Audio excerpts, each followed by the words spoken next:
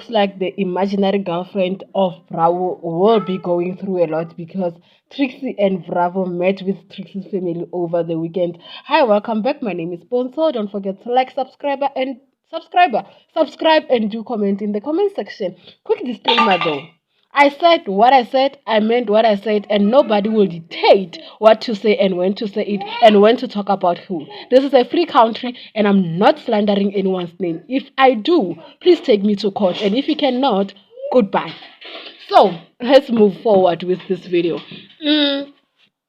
Over the weekend, Trixie invited Bravo to his family, showing that this relationship is much stronger than any other relationship that we had this season in the Big Brother house. And one thing for sure, beyond like skepticism, critics on social media saying that Trixie is much older than Bravo. Trixie is not serious about Bravo. Trixie loves the lifestyle.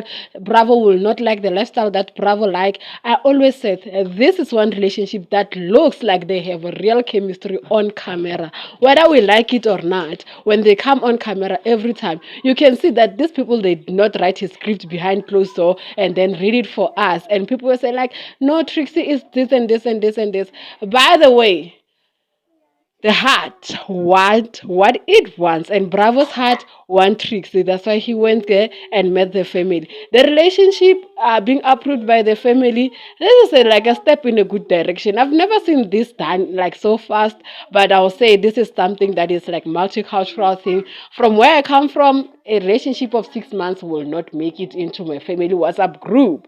But for Trixie, who knows what she wants, and she wants Bravo, they are moving forward. And another thing that I love about this relationship is that they're doing it when people have created imaginary girlfriends and whatnot for Bravo. People saying that she's not good for Bravo, she's what and what. But they're doing it anyway. Don't forget to like, subscribe, and do comment in the comment section. I'll see you in the next one.